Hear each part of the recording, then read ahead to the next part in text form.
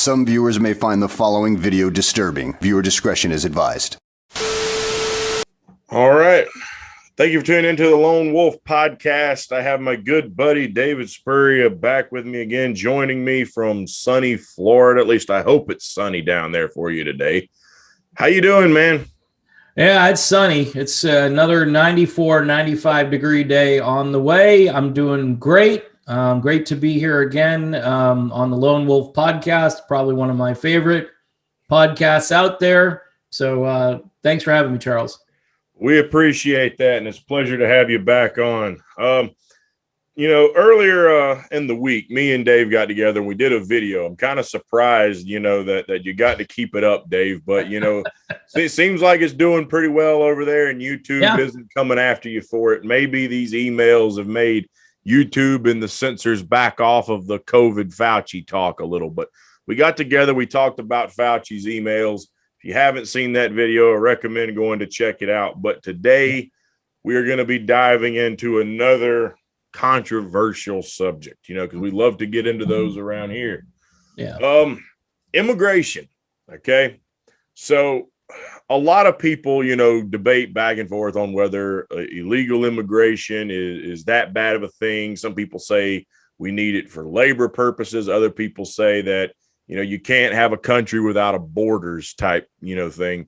Mm-hmm. And for the longest time, okay, it's always been made out, especially if you're listening to the Democrats. If you're listening to Democrats and the liberals, for the longest time, it is more or less that Republicans are just anti-illegal alien, that they're the ones who want to deport all the Mexicans.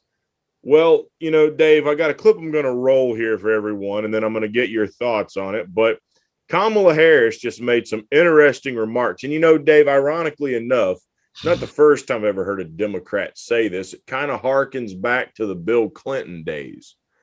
But she was at Guatemala.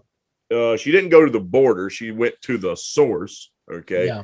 She goes to Guatemala, and then she says the following. And I want to emphasize that the goal of our work is to help Guatemalans find hope at home. At the same time, I want to be clear to folks in this region who are thinking about making that dangerous trek to the United States-Mexico border. Do not come. Do not come. The United States will continue to enforce our laws and secure our border. There are legal methods by which migration can and should occur. But we, as one of our priorities, will discourage illegal migration. And I believe if you come to our border, you will be turned back. So let's discourage our friends, our neighbors, our family members from embarking on what is otherwise an extremely dangerous journey. Well, here's the thing. Kamala Harris, who was, I guess, appointed, right, at some juncture last, a couple of months ago, maybe now, to be kind of like the overseer. She would be responsible for what's happening at our southern border. She was, I guess a lot of people felt that meant she would be paying attention and finding out, why this is happening. And look, the source thing is an interesting topic. And a lot of progressives and a lot of libertarian types like to say, look, we're causing this problem. Our foreign policy is creating this problem. And thus, we have to deal with that. But what's weird, Charles, is they're not dealing with the foreign policy problem, right? They're creating more of it, if anything. So, okay, so you know how people like to talk about how when we sanction a country, it doesn't really do anything to the leadership in the country. The leadership tends to do better when we sanction the country because what they do is they extract more resources from their population. And I got to tell you this, and I made this connection before we started recording this, and I thought to myself, I'm going to put this out there because it's an interesting premise. The ranchers, the farmers, the citizens along border in border communities, they had nothing to do with the federal policy when it comes to sanctioning countries in South America. All they know is that a farmer wakes up or a rancher wakes up and he's got dead cattle on his property. He's got a fence that got destroyed. His stuff, whatever that stuff is, I've heard of cars being hot wired. I've heard of pantries being ransacked, all kinds of things where people are trying to go from point A to point B and they need something to continue on their quote unquote journey. None of these people did anything wrong. And many of these people, by the way, are of Hispanic descent or heritage.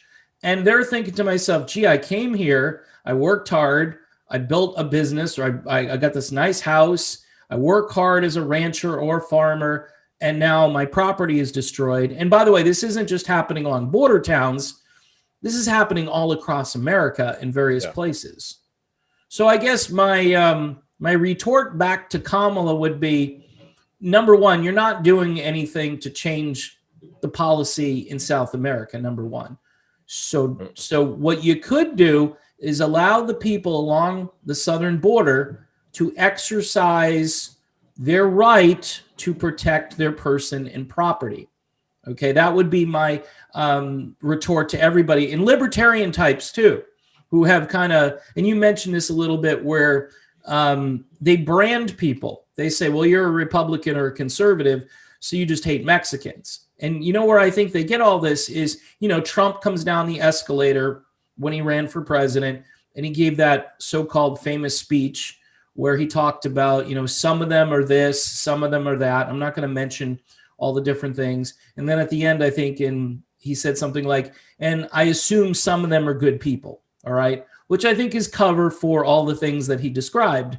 Now, nobody is going to be able to, refute the idea that some of these people who are coming over don't have the best of motives.